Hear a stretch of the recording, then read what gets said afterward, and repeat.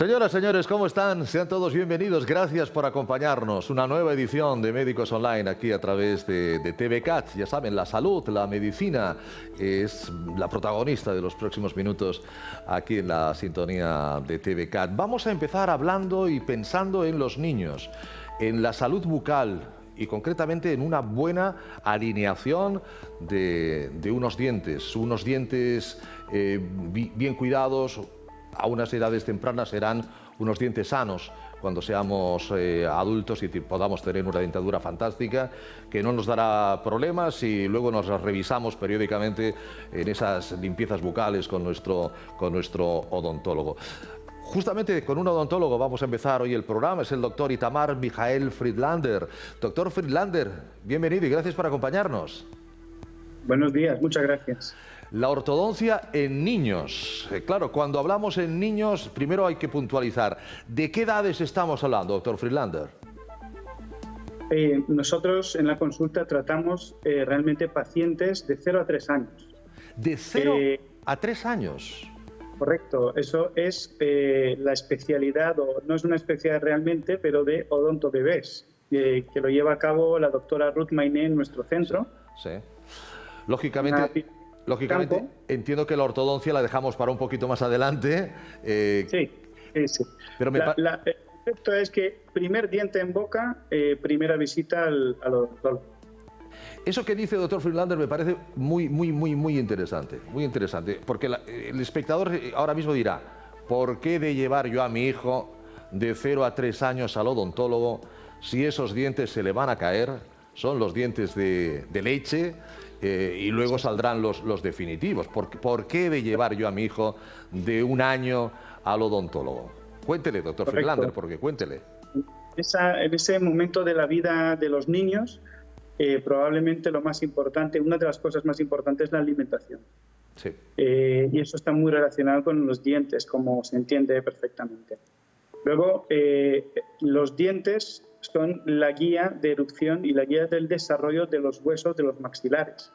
Es decir, un diente que se pierde prematuramente es un diente que no hace su función correctamente. Con lo cual, la apuesta en tener una dentadura sana a edades tempranas significa casi siempre una dentadura sana a edades tardías, con la dentición permanente. Qué importante son los dientes. Ahí empieza la digestión, con la masticación. ¿Cuántos problemas, incluso cardíacos o del sistema cardiovascular, reumatológicos, se producen por problemas en boca? Es decir, qué importante es tener un buen estado de salud bucal. Luego entramos en la ortodoncia. La ortodoncia en los niños, ya niños un poquito más creciditos. ¿Qué niños son los que usted aconsejaría que son pacientes para ponerle a la ortodoncia? Saben que son los brackets, ¿no? los hierros, para que todos nos entendamos. ¿Cuáles son los niños, niñas que deberían acudir a la ortodoncia, que sus papás les deberían de poner esos hierros, esos brackets en boca? Ok, primero hay que entender que no es ni solo ortodoncia ni solo cuidar las caries, sino tiene que haber un equipo dedicado al cuidado, prevención, tratamiento de los problemas de los niños y el cuidado del desarrollo correcto de la boca y los maxilares. Nosotros no somos partidarios ni nunca, ni siempre, ni todo. Simplemente cada paciente es diagnosticado individualmente, cada paciente es tratado de una manera individual. Si bien a los 3 años podemos tener un solo diente cruzado y con una pequeña pista de composite, una cosa muy sencilla, se puede solucionar y evitar problemas más tarde. Los tratamientos más frecuentes hoy en día o en nuestra población de los problemas ortodónticos y ortopédicos que afectan los huesos es los problemas de anchura, que eso sí se trata casi siempre a edades tempranas para fomentar o ayudar a la erupción correcta de los dientes y al correcto cierre de la boca, la oclusión. Y como digo, estamos invirtiendo en el futuro de de una boca saludable. Yo recuerdo, doctor Friedlander, claro, yo ya hace algunos años que dejé de ser niño, sigo siendo joven, pero dejé de ser niño, y yo recuerdo que en mi época había muy pocos niños, muy pocas niñas con hierros en boca. Correcto. Era práctica, era la excepción. En cambio, de unos años a esta parte ha habido un aumento importante, incluso estamos viendo gente que sale por televisión, deportistas, que lucen la sonrisa y vemos diferentes tipos de ortodoncia. Es decir, se ha democratizado, digamos, de alguna manera la ortodoncia, y además lo han hecho ustedes muy bien, los odontólogos, porque han dado diferentes técnicas, diferentes opciones, entre ellas la ortodoncia que no se ve, la ortodoncia invisible. Yo no sé si eso también ha permitido mejor no el acceso, pero sí el que los niños se sientan más cómodos y los papás también, sin verse los hierros en boca, ¿no? Correcto. En realidad, antiguamente se preocupaba, o sea, la ortodoncia antes era menos asequible que hoy, como bien dicen. Sí. Hoy en día hay sistemas para adultos. En nuestra consulta tratamos muchos niños, pero la mayoría de nuestros pacientes son adultos que buscan tratamientos invisibles. Entre los dos tipos de tratamientos invisibles está la ortodoncia transparente, que no es invisible, que es el tratamiento con alineadores, con diferentes marcas, no entramos en esto, y la ortodoncia invisible de verdad es la ortodoncia que va en la parte interior de los dientes, por dentro, y se llama la ortodoncia lingual, que esa es la ortodoncia que es invisible al 100% porque no se ve nada por fuera realmente. Efectivamente, hoy porque hemos querido centrarnos en la ortodoncia de niños, pero nadie ha perdido el tren. Es decir, cualquier edad, si una persona de 40 años, por ejemplo, por poner una edad, o 45, decide que estéticamente sus dientes pues no están bien alineados o necesitan una pequeña corrección, la edad no es un factor negativo para colocar... Al contrario. La mayoría de nuestros pacientes, sí, la franja de edades es de 40 a 50 años, curiosamente. Hay gente que había llevado de pequeño o no ortodoncia y quieren pues rehabilitar esta boca y dejarla en perfecto estado. ¿Cuál es el tiempo medio del tratamiento con brackets, doctor Friedlander? Eso es bastante difícil de decir, depende de la complejidad de cada caso. Podemos decir que casos muy sencillos pueden durar pocos meses, casos muy complejos pueden durar 2 años y medio. La mayoría entran en los 15, 18 meses, 20 meses aproximadamente. Pero son cómodos de llevar, la gente se acostumbra fácilmente a llevarlos, pueden comer perfectamente, hablar perfectamente, ahora porque estamos con el COVID, pero si no, besar perfectamente, sin ningún problema, ¿no? Sí, sí. Hay que entender que todo tipo de aparatología requiere un periodo de adaptación. Claro. El periodo de adaptación, pues en ese periodo puede ser 2 días, 1 semana, 2 semanas, donde los pacientes se tienen que acostumbrar a comer, a hablar, a hacer su vida cotidiana con los aparatos. Y lo único que le pedimos a nuestros pacientes es que tengan paciencia, porque lo que no vas a poder es comer un chuletón el primer día de haberse puesto los brackets.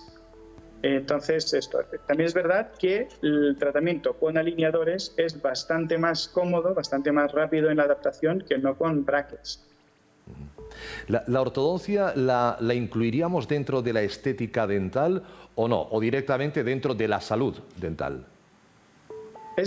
Son las dos cosas, cualquier tratamiento que buscamos. Siempre buscamos la estética, pero la estética, sobre todo en nuestra consulta, es la guindilla del pastel.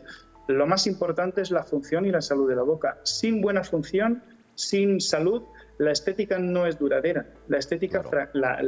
Los tratamientos estéticos suelen fracasar, con lo cual lo más difícil es conseguir una buena función. Entonces, siempre estamos centrados en la función y la salud, y por supuesto que nos preocupamos por la estética final con los propios dientes, con reconstrucciones estéticas, con caries de cerámica, con lo que haga falta.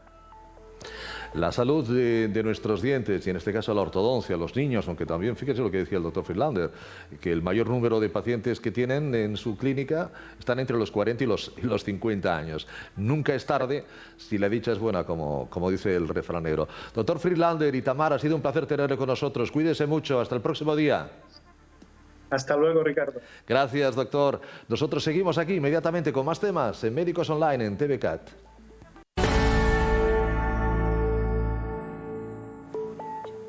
Bueno, pues es un gran placer dar la bienvenida a Médicos Online al doctor Jesús Benito Ruiz. El doctor Benito Ruiz es licenciado en Medicina y Cirugía y especialista en cirugía plástica, estética y reparadora en Anti-Aging Group, Barcelona. Doctor Benito, bienvenido y gracias por acompañarnos.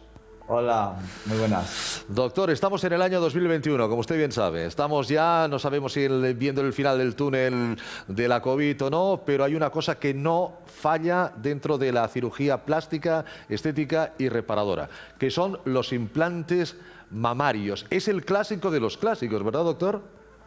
Efectivamente, por muchos años es el ganador. Da igual la estadística que hagamos. Además, yo soy miembro de la Asociación Internacional de Cirugía Plástica y cada año miramos qué es lo que pasa con ello, y siempre, siempre, siempre es la cirugía más hecha en todo el mundo, la más frecuente. ¿Y se han llegado a preguntar ustedes en los congresos, cuando hablan, cuando estudian, cuando planifican, el por qué ocurre esto? ¿El por qué hay tanta mujer que no está a gusto con sus senos, digamos que de fábrica, de origen?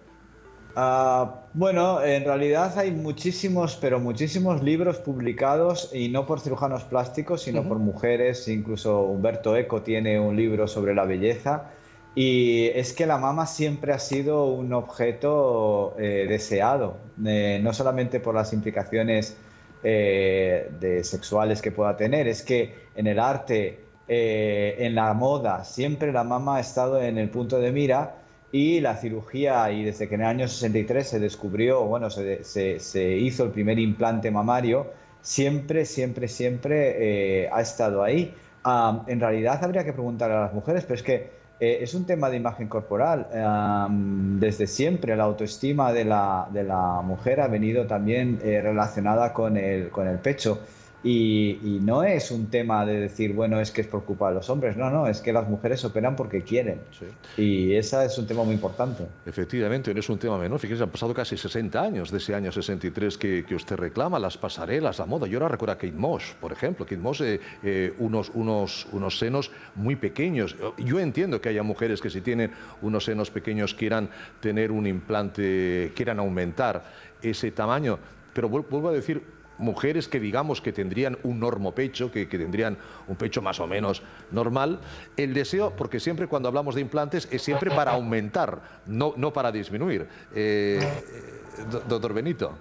Efectivamente, lo que ocurre con los implantes mamarios es que en el aumento buscamos evidentemente el incremento de volumen, pero es que también cuando ha habido un embarazo, cuando la mujer ha perdido volumen o por peso, por lo que sea, lo que ocurre es que ponemos muchas veces también un implante porque la mama ha perdido volumen. O sea que existen dos operaciones que son el aumento de mama y en la mastopexia, en la cual ponemos implantes, y también en cirugía reparadora, en la reconstrucción mamaria postcáncer, que también se ponen implantes. O sea que por eso el implante mamario es tan habitual. Es que prácticamente en todas las cirugías mamarias se está poniendo, excepto en la reducción, evidentemente. Claro, es otro tema también que un día podríamos hablar largo y tendido, el implante mamario después de una mastectomía, ¿no? Eso ya entraríamos dentro de la cirugía puramente reparadora. Lo que sí habrá avanzado en estos 60 años, evidentemente, es la manera de realizar estos implantes mamarios, tanto en los materiales que se utilizan como desde los puntos de abordaje, para que luego la cicatriz o para que luego ese punto de acceso sea lo más minúsculo y lo más invisible posible, ¿no, doctor Benito? Pues sobre todo en temas de materiales ha cambiado bastante. Sí. De lo que eran las prótesis iniciales a las actuales, pues no tiene nada que ver. Hay que tener en cuenta que posiblemente el implante mamario sea uno de los dispositivos más estudiados y más controlados del mundo, tanto en Estados Unidos como en Europa. Son de silicona la mayor parte, sí. Silicona que llamamos ahora de quinta generación. aquí tengo uno, tenemos un implante, son siliconas cohesivas, que son bastante blandas, tienen un tacto muy similar al de la mama. Sí. Y a nivel de abordaje, pues más o menos seguimos haciendo las mismas. En nuestro grupo, concretamente yo, como cirujano plástico del grupo, la que más hacemos es la axilar.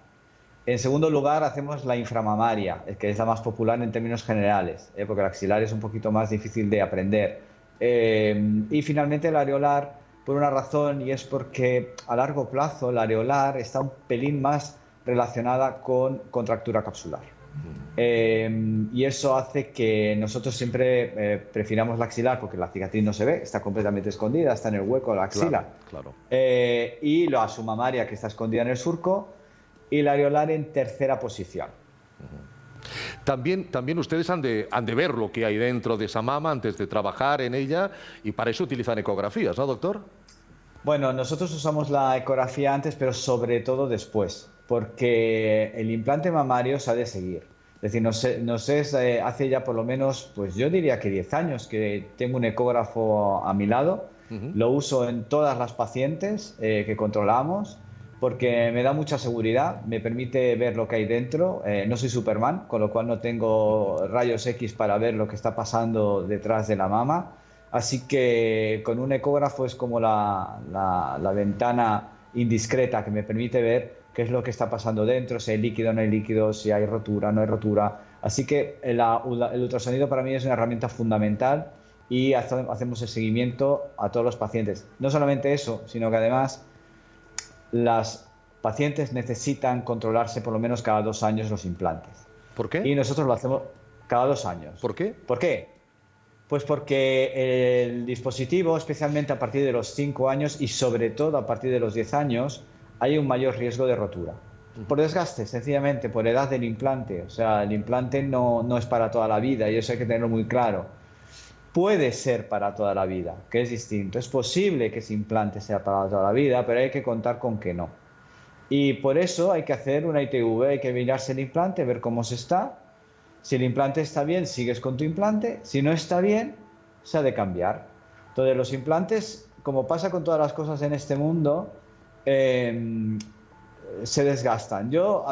Hay un ejemplo que las pacientes entienden, que siempre les digo un poco así de broma, y es, mira, el implante de silicona es como el matrimonio, nunca sabes qué va a pasar con él.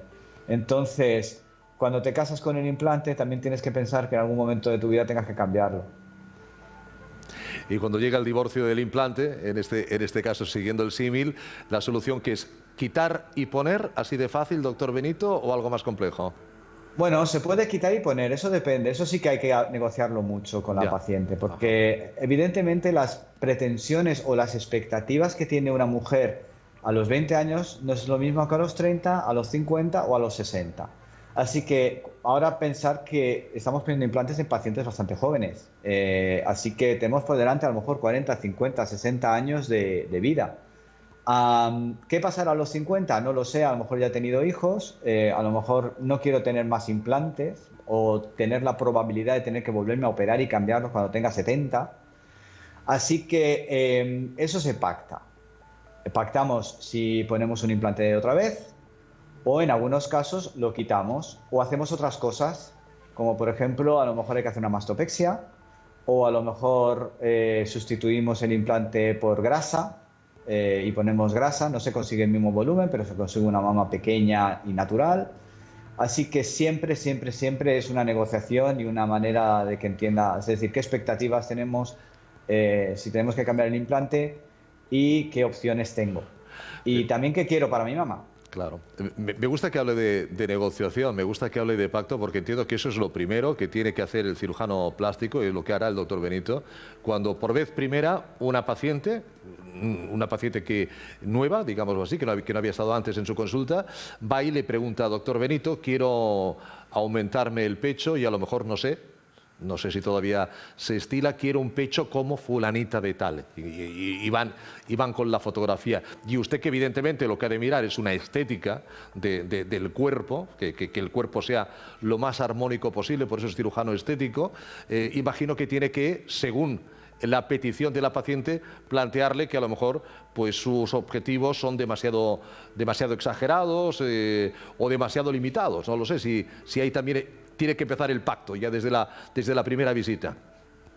Claro, las visitas, es curioso porque, bueno, quizás es culpa nuestra, pero la visita médica en general está bastante deteriorada, por eso la gente espera la visita gratuita, a veces no lo es, porque nosotros estamos 45, 50 minutos, no solamente hablando, porque ahora en Internet puedes encontrar toda la información que quieras sobre los implantes de mama.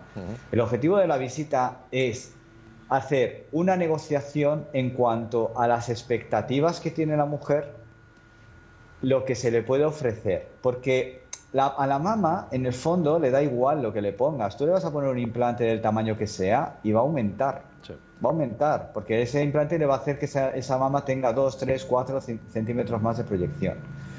Pero lo que tenemos que entrar es en el cerebro y tenemos que ver las expectativas de la paciente, y para eso simulamos el volumen. Tenemos unos sujetadores, unos simuladores que hacen que la paciente se vea delante del espejo y vea si el tamaño al que puedo llegar es lo que realmente ella está buscando. Porque todas las pacientes más o menos te dicen lo mismo.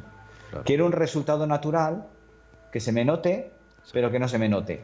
Así que a ver cómo gestionas eso. Entonces, gestionarlo, pues escuchándola, viendo que va, te enseñan fotos a veces de mamas que han visto en otras webs o en otros sitios, y se mira también el volumen con unos simuladores. Doctor Benito, para terminar, el tema que antes mencionaba de la rotura de ese implante. La mujer, nota que se ha roto y qué problemática puede haber si no acudimos lo antes posible a hacer el recambio. Pues no, la rotura normalmente no se nota. Se nota una cosa que se llama la contractura capsular, que es una dureza de la cicatriz alrededor del implante, porque eso sí que se nota evidentemente. Pero la rotura no. La rotura, sobre todo con las prótesis nuevas que son de siliconas muy cohesivas, generalmente no se palpa, no se ve. Podemos mantener perfectamente la forma del implante igual. Así que la herramienta principal para saber si una prótesis está rota es el ultrasonido. Y por eso hacemos el seguimiento de los pacientes, para detectar si el implante sigue bien. Si está rota, en principio no pasa nada, hay que cambiarlo, pero no hay que asustarse. No hay que salir corriendo, no es una urgencia, y en un momento determinado se habla tranquilamente y se ven que es cuando se puede hacer. Hombre, tampoco se puede dejar 10 años, pero sí que no hay que salir corriendo para operarse de una prótesis rota, no es un peligro. El implante mamario, lo decíamos antes de entrar en antena, sigue siendo la reina de la cirugía estética. Un fuerte abrazo, doctor Benito, muchísimas gracias. Hasta el próximo día. Muchísimas gracias por la invitación. Gracias. Gracias por aceptarla, doctor. Nosotros continuamos aquí en Médicos Online.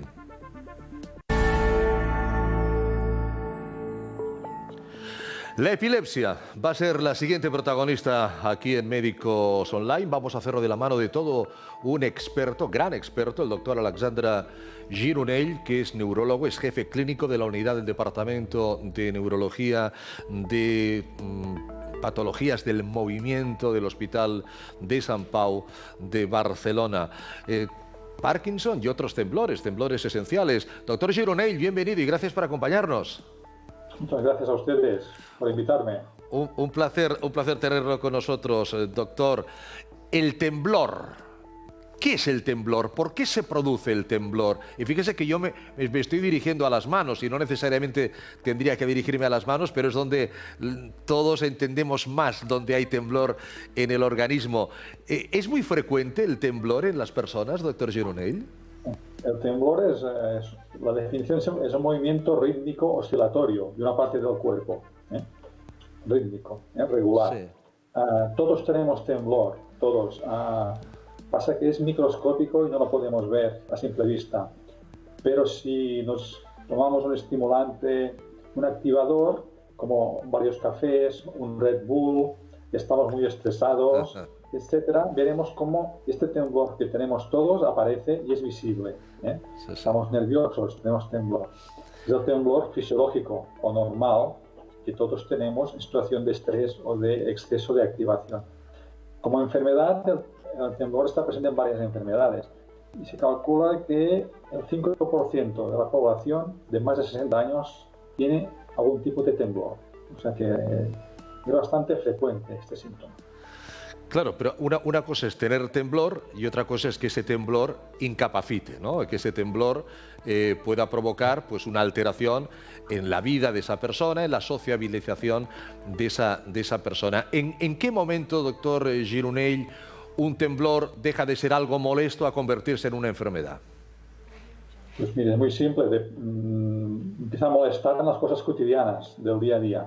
Típicamente los temblores de acción, cuando hacemos un gesto en contra de gravedad, es el típico temblor molesto. Por ejemplo, para beber agua de un vaso o de una copa nos empezará a temblar. Llega un momento que si el temblor es muy importante, necesitaremos las dos manos para beber. Sí. O hay personas con mucho temblor todavía que necesitan una cañita, no pueden con las manos. Estos casos son graves. Molesta para comer sopa, molesta para comer guisantes, molesta para coger una llave y poner la llave en la cerradura, para hacer bricolaje, etc. Llega un momento que el temblor puede ser muy molesto. Afortunadamente, yo diría que la gran mayoría de casos el temblor es más leve y da síntomas pequeños sin ser tan discapacitantes. También... La enfermedad número uno, ya no me la pregunta, pero yo se lo digo, sí. No es el Parkinson, porque la gente piensa temblor, Parkinson. No, lo más frecuente es el temblor esencial, se llama. Temblor esencial. Y de estos, más del 80% son leves. Son temblores muy leves, molestias para escribir, mala letra, beber agua se mueve un poco, a veces afecta la cabeza y se mueve un poquito, sí. A veces afecta la voz. Pero el temblor esencial es la enfermedad número uno del temblor en el ser humano. Y ese temblor esencial, ahora hablaremos del Parkinson, ¿ese temblor esencial necesita de algún tipo de tratamiento, doctor Gironell, o no necesariamente? Depende. Porque los tratamientos que tenemos, desgraciadamente, de fármacos son poco eficaces. No consiguen quitarlo, lo reducen. Y a veces en gente muy mayor con temblor preferimos no dar ningún tratamiento porque tienen efectos secundarios la medicación para el temblor. La mayoría son antiepilépticos y dan somnolencia y torpeza y la persona podría caerse y tampoco quitamos el temblor. Tenemos herramientas con fármacos que mejoran un poco y luego tenemos herramientas para casos más difíciles. Tenemos cirugía, la cirugía cerebral profunda, como la enfermedad de Parkinson, que se utiliza con marcapasos, con unos electrodos colocados en el núcleo tálamo. Esto hace ya más de 25 años que se hace. Y hace un par de años que hay una nueva técnica que se basa en los ultrasonidos, que hacen lo mismo que los marcapasos, pero sin haber de agujerear el cerebro mediante una resonancia magnética. Esta técnica de los ultrasonidos creo que es y lo podemos decir porque lo ha dicho públicamente a través de diversos medios de comunicación, es la técnica a la que se sometió el exalcalde de Barcelona, Xavier Trias, ¿no? Xavier Trias, correcto. Sí, sí. Es una técnica bastante novedosa. Hace 2 años o 3 años que se hace, sí. Y tenemos un centro en Barcelona y un centro en Madrid, un centro en Pamplona, en Navarra, y era privado, puramente privado, una técnica privada que costaba alrededor de 20.000 euros hacértelo, y esto era un freno para los pacientes. A partir de dentro de este verano, yo creo que este verano ya va a estar activo una máquina de estas en Can Ruti, y entrará por el ICS, y podemos enviar pacientes a hacerse este tipo de intervención. Es una intervención que no es curativa. Aquí al tanto con los periodistas, porque esto va a salir en la prensa cuando estén a punto, sí. Y va a ser la panacea. Pues no, es una técnica paliativa que mejora, tiene sus riesgos. Hacemos un agujero dentro del cerebro, lo hacemos sin cirugía, pero dentro del cerebro se hace un pequeño agujerito. Puede tener efectos secundarios, a veces no funciona, o sea, tiene sus limitaciones. Pero sí que tiene la ventaja de que no hay que hacer el agujero y pasar por anestesia y ir al quirófano. Esto es una ventaja. Pero tiene sus sus limitaciones y tiene que reservarse para casos graves de temblor. Para casos graves, no es para todo el mundo que tiene un poco de temblor, para casos graves. Es curioso porque yo tuve la suerte, el pasado jueves, de saludar al señor Trías. Estábamos en un acto al Saló de Cent de l'Ajuntament, él vino coinvitado y, lógicamente, todo el mundo le preguntaba ¿cómo está Xavier? ¿Qué tal?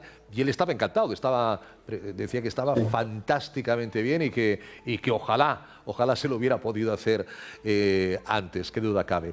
Usted decía, Parkinson, no todo el Parkinson es movimiento. Hay gente que tiene temblor de manos y no es Parkinson, y hay gente que usted la diagnostica de Parkinson y se debe quedar sorprendido porque dice, doctor, si yo no tengo temblor.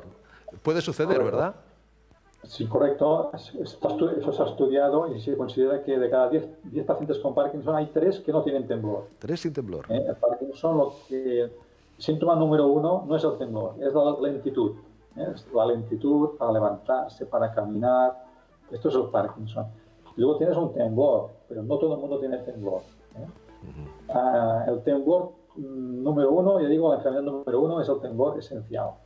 Y la gente cuando tiene un poco de temblor, tiene que pensar en el temblor esencial. Sobre todo si tiene familiares que han tenido temblor. Es una enfermedad hereditaria y el 50% de pacientes tienen a alguien de la familia que tiene también temblor. Si tu abuelo temblaba cuando cogía un porrón y vivía, y tu madre también tenía un poco de temblor y tú tienes temblor, lo más probable es que tengas la misma enfermedad, el temblor esencial. Y la persona que no tiene temblor, la persona que en principio no cree tener un problema neurológico asociado al Parkinson, ¿hay alguna otra sintomatología que le haga llegar lo antes posible? Porque, como siempre, el diagnóstico precoz también creo que aquí será importante al neurólogo para que se lo diagnostique y le pueda apuntar el correcto tratamiento, doctor Gironell. Muy buena pregunta, porque esto es así. Los pacientes que no tienen temblor tardan 2 años en hacer el diagnóstico. 2 años. Claro. ¿Por qué? Porque la persona no tiene temblor, empiezan a estar un poco apagados, un poco como apáticos, a veces van al psiquiatra primero, que se llama depresión, empiezan a tener dolor en el hombro, están rígidos, van al traumatólogo, y hasta que alguien empiezan a andar, empiezan a caerse a veces, y dice esto, el neurólogo quizá el neurólogo. Y el neurólogo suele ser el tercer especialista o cuarto que llega, y hace el diagnóstico.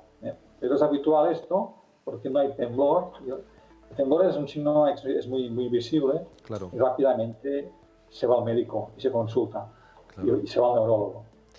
Pero no solamente es el Parkinson, hay otras múltiples patologías. Hay una que mucha gente padece, que es el síndrome de piernas inquietas, por ejemplo. Imagino que también es uno de los tratamientos que abordan en su unidad, doctor Gironell, ¿no? Esas personas que están jugando a fútbol por la noche, ¿no? Correcto. Es una enfermedad bastante novedosa para nosotros.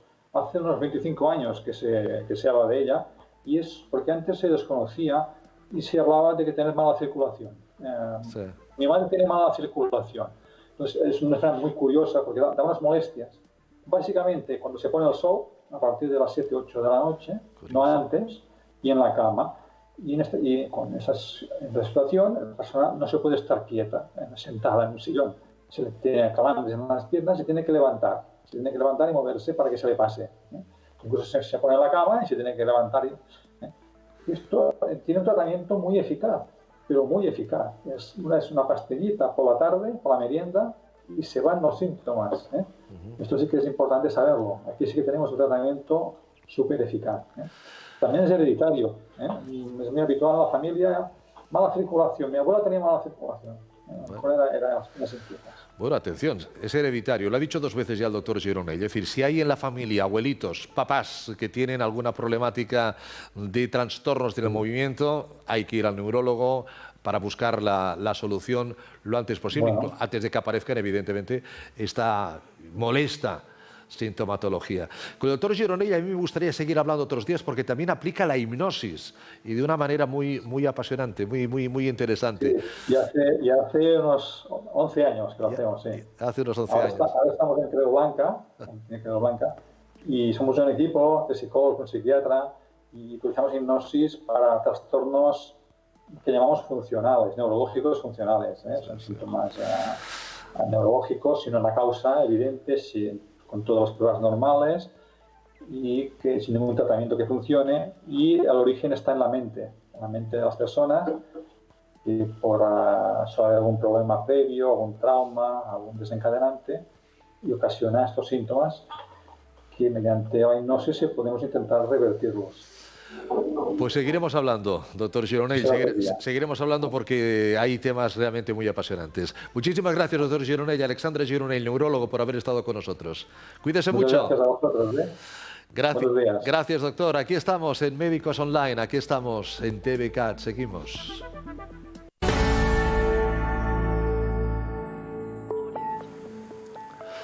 Perder peso, adelgazar con seguridad, como hemos comentado en varias ocasiones aquí en Médicos Online. Hoy damos la bienvenida al doctor Jordi Schlaghecke. Doctor Schlaghecke, muy buenas tardes, bienvenido. Gracias, buenas tardes. Conocido por doctor Jordi, por este apellido Schlaghecke y Gras, hay que decirlo. El doctor Schlaghecke es licenciado en Medicina y Cirugía y es experto en el tratamiento de la obesidad. Hoy queríamos hablar con usted, doctor, de la dieta cetogénica. A ver, las dietas casi todas son controvertidas. Unas por una cosa, otras por otra, y yo no sé si el motivo es porque la gente lo que no quiere es hacer dieta, doctor, en principio, ¿no? No, lo que creo que es controvertido es a veces que es un fracaso constante la lucha contra la obesidad. El perder grasa es cierto. Es un tema, creo que bastante delicado y tiene que tratarse con mucho respeto y con mucha profesionalidad, porque realmente a cada uno necesitamos una herramienta diferente. Claro. Y esta herramienta tiene que ser tratada por un experto que realmente nos oriente y la adapte a nuestras circunstancias, porque esto es lo más importante. No tiene que ser el objetivo de nuestra vida la dieta, sino nosotros tenemos nuestro objetivo y la dieta es algo secundario, el cual nos ayuda a realizar otros proyectos principales en nuestra vida. Evidentemente estamos hablando de algo muy serio, estamos hablando de la salud, estamos hablando de la salud. La obesidad es un factor de riesgo de todo el sistema metabólico, obesidad, problemas cardiovasculares, renales, etcétera, etcétera, así que hay que mantener en la medida de lo posible ese normopeso. La dieta cetogénica, muchas personas han oído hablar de la dieta cetogénica. ¿En qué consiste esta dieta, doctor? Hay muchos tipos de dietas cetogénicas. Lo que pretenden es llevarnos a un estado metabólico de cetosis alimentaria. Esto significa que una dieta cetogénica, concretamente la que yo trabajo, es una dieta en la que quitamos todos los hidratos de carbono de la alimentación para que el cuerpo, entonces, si no tiene la energía de los hidratos de carbono, lo que hace es buscarla en el almacén. Y la energía almacenada, en nuestro caso, se llama grasa. Esta grasa, cuando la movilizamos, se quema en el hígado y se transforma en cuerpos cetónicos. Por tanto, dieta cetogénica significa ni más ni menos que crear cuerpos cetónicos gracias a este cambio de metabolismo, el cual ha hecho que ya no utilizamos como principal energía los hidratos de carbono, sino que ahora estamos utilizando los cuerpos cetónicos. Es decir, ingerimos proteína, ingerimos vegetales, ingerimos fruta, pero fuera pastas, fuera arroces, fuera féculas, es decir, fuera todo lo que es hidratos de carbono. Es una dieta que siempre me han dicho, y usted evidentemente lo cumple, con control médico. Es una dieta que necesita del permanente contacto médico-paciente. ¿Verdad, doctor? Exactamente. Un inciso solamente, solo que fruta también son hidratos de carbono.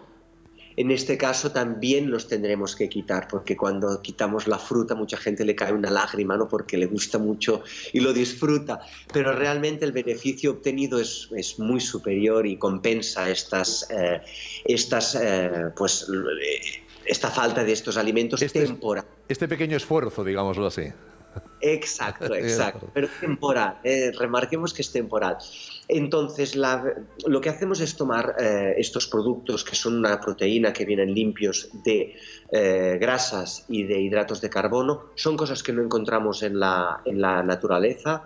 La naturaleza, siempre que comemos proteína, viene acompañada de grasa y o azúcares. Entonces, en este caso, estos productos van sin ningún tipo de hidrato ni de grasas. Comemos verduras, hortalizas, verduras, y empezamos con las que menos azúcar aportan, porque quiero recordar que el azúcar viene del mundo vegetal, y aceite de oliva extra virgen con una cantidad necesaria, porque nuestra vesícula biliar tiene que trabajar durante las dietas bajas en grasa. Por eso no pueden ser exentas de grasa. Hay que aportar grasa al cuerpo para que nuestra vesícula biliar trabaje y no haga piedras en su interior. Este tipo de tratamientos evidentemente tienen que estar siempre supervisados médicamente, porque hay indicaciones y contraindicaciones, con lo que hay que mucha gente quizás querría hacerlo y no pueden hacerlo, y tenemos que utilizar la herramienta de otra manera o adaptarla en su caso. Porque evidentemente tratamos muchas patologías que mejoran al disminuir la cantidad de grasa de un cuerpo, pero no todos pueden beneficiarse, desgraciadamente. Me cuentan, doctor Jordi Schlagueque, que una de las cosas buenas que tiene, digámoslo así, porque la gente que quiere perder peso, sin paciencia, ya, ¿no? Quiero ya, es que se pierde muy rápidamente bastante volumen y bastante número de kilos. Yo tengo algunos amigos que a lo mejor he estado unos meses sin verlos y les he visto pues con 15, 20 kilos menos y me han dicho, he hecho una dieta cetogénica. ¿Es así? ¿Se pierde tan rápido peso con esta dieta? Esta es precisamente la ventaja, la gracia de tratar cuando estamos haciendo este tipo de dieta o cualquier otra herramienta. Lo importante cuando estamos tratando con una persona que necesita perder grasa, no sé por qué culturalmente se había institucionalizado el perderla despacio.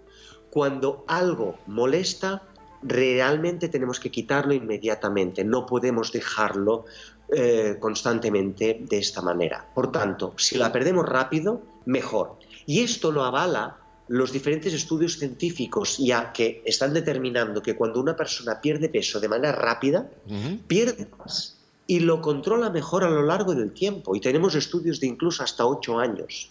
Caramba. Luego, claro, hay otro tema. Usted decía, es por un periodo de tiempo, no vamos a estar haciendo dieta cetogénica siempre. ¿Cuál es la media de duración? Depende de los kilos que queramos perder. ¿Hay una pauta ya marcada en este aspecto que nos sirva para todos? ¿Durante cuánto tiempo vamos a hacer esta dieta, doctor? Esta pregunta es muy buena porque realmente ahí yace un poco la cultura del perder peso. La gente a veces los pacientes vienen y me dicen, yo quiero comer bien. Sí. Digo, vale, pero primero tendremos que perder peso. Claro. Y eso es muy importante, separar un poco el tratamiento para pérdida de peso que nos ayude y nos invite a empezar a comer bien. Pero al final de una pérdida de peso o a la mitad de una pérdida de peso ya se incorporan hábitos de salud que sean y puedan ser mantenidos por esa persona. No me sirve de nada que una persona, yo le ponga todos los hábitos de salud a su disposición y después esta persona no los pueda cumplir por causas de trabajo, familiares, etc. Una vez hecho esta aclaración, cuando una persona quiere perder peso, esta dieta la podemos hacer tan larga como esta persona aguante, porque realmente se pueden perder muchos kilos. El paciente que yo tengo que más kilos ha perdido conmigo han sido 60 kilos. Y entonces esto es una barbaridad, pero realmente pues tardó unos meses en perderlo. Claro. Hay personas que vienen de 60 kilos y quieren perder 5. Pues también van a tenerlo un poco más complicado porque no estamos hablando de una gran pérdida, pero tiene que ser fina esta pérdida y tiene que ser una pérdida buena. Por tanto, depende. normalmente hay estudios que se pierden hasta 9 kilos en un mes. Que no está nada mal, que no está nada mal. Lo importante, doctor, es ¿y después qué? Porque el cuerpo puede hacer un efecto rebote, yo, volvemos a los malos hábitos, volvemos al espagueti que tanto nos gusta, los macarrones. ¿Y luego qué, doctor? ¿Volvemos a las mismas?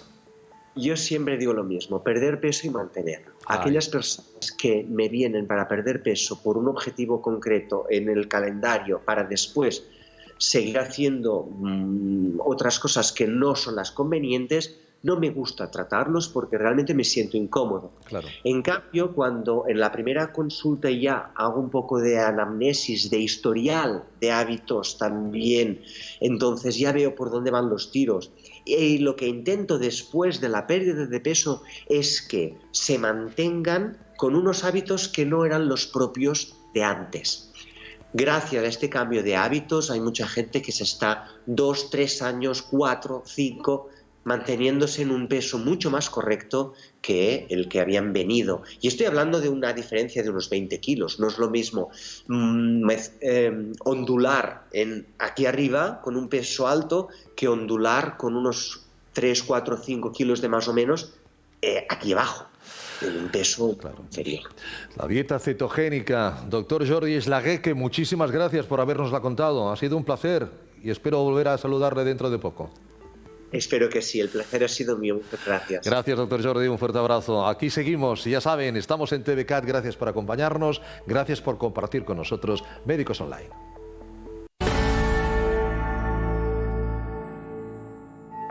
Bueno, pues vamos a terminar esta edición de Médicos Online de hoy hablando de quiropráctica, y lo vamos a hacer con la doctora Ángela Olaru. La doctora Olaru es doctora en quiropráctica, también doctora en atención primaria por la Universidad Internacional de Cataluña. Doctora Olaru, gracias por acompañarnos, bienvenida. Gracias a vosotros, es un honor. Ángela, antes que nada, ¿qué es la quiropráctica para aquel que no lo sepa? Pues la quiropráctica es verdad que es muy poco conocida aquí en España. Sí. Es una medicina alternativa complementaria. Sí. Los quiroprácticos estamos licenciados y con una carrera de 6 años en los Estados Unidos y 5 en Europa.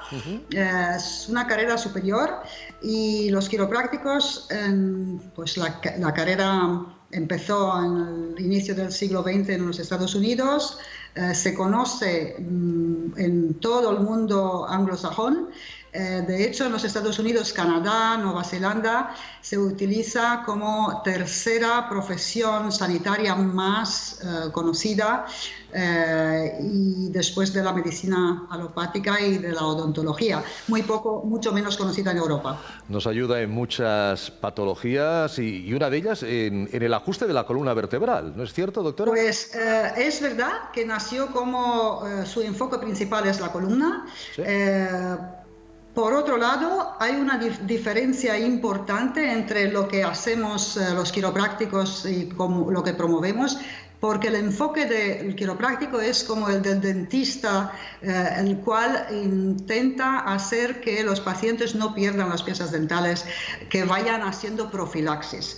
Y esto es no necesariamente para evitar el dolor, que por supuesto es una de las cosas que hace que los quiroprácticos tratemos a la gente y que la gente venga a buscar ayuda, sino que sabiendo que dentro de la columna está abrigada gran parte del sistema nervioso central, la médula espinal, la cual es continuación del cerebro, pues es razón importante para mantener una flexión, una flexibilidad y una alineación de la columna para permitir al cerebro comunicarse correctamente con todos los tejidos del cuerpo.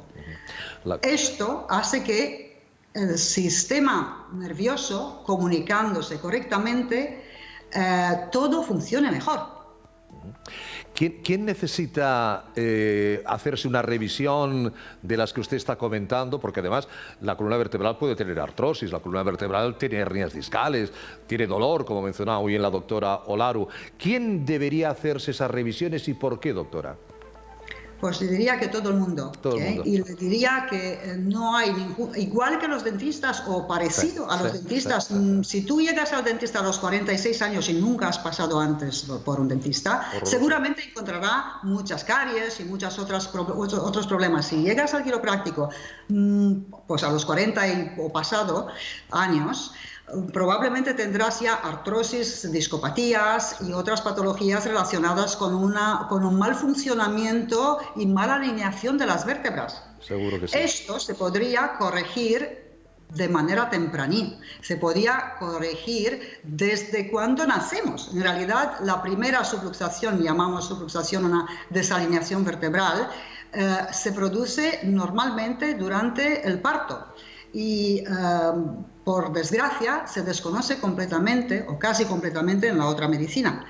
Cuando un bebé viene al mundo en condiciones de un parto natural o con cesárea, la primera cervical, también llamado atlas, se puede desplazar levemente, suficiente como para crear una compresión, una irritación de un nervio craneal llamado vago, el cual da la información nerviosa esencial a todos los órganos vitales. Muchos de los bebés tienen cólicos que se pueden resolver con una sola reposición del atlas, que es prácticamente como tocar un tomate y una pequeña presión en la dirección correcta. No obstante, pues dura mucho más y luego se croniciza y luego compensa en otro sitio. Necesitaríamos lo que también usted nos decía antes, un ajuste quiropráctico, ¿no, doctora? ¿Qué es un ajuste quiropráctico? Sí. Un ajuste quiropráctico no es una manipulación. Hay una diferencia entre manipular la columna de manera general para movilizar, que también tiene su papel, pero el ajuste específico es reconocer, saber diagnosticar la posición correcta de cada vértebra a nivel de milésimas de milímetros. Y esto siempre lo hacemos no solo con la palpación, por lo menos yo en mi consulta, siempre pido una radiografía para asegurarme que la dirección de ajuste, de corrección de la vértebra desalineada está en la dirección correcta, porque puede hacer mucha diferencia. Igual que en un Ferrari, cuando hay un tornillo mal tornillado, si lo tornillas de la otra parte, en vez de corregirlo, pues no va a tener la misma performance. Está claro.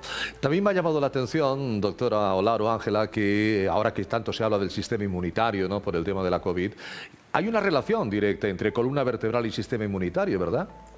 Pues sí, muy poca gente piensa en esto, los médicos desde luego conocen bien la fisiología.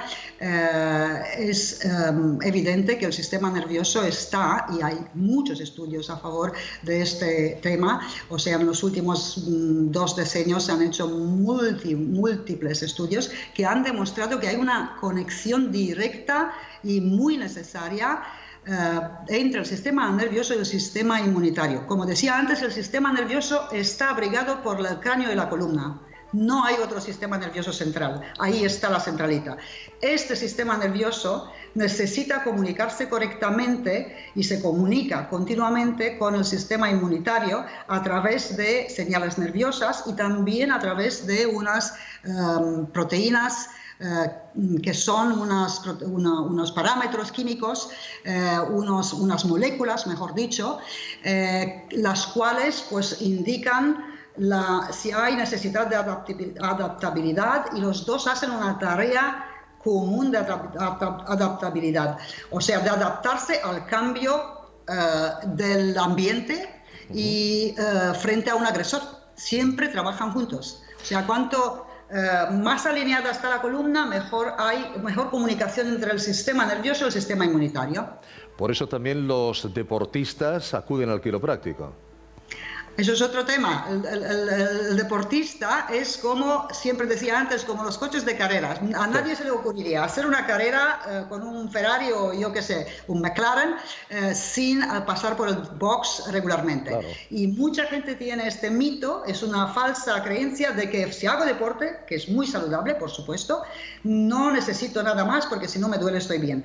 Nada más lejos de la verdad. Si tú haces mucho deporte, es cuando más necesitas pasar pasar por un tune-up, se dice en inglés, por una puesta a punto, para que estés siempre en tu estructura, postura, columna, esté alineada y para que tengas la mejor performance y evites lesiones.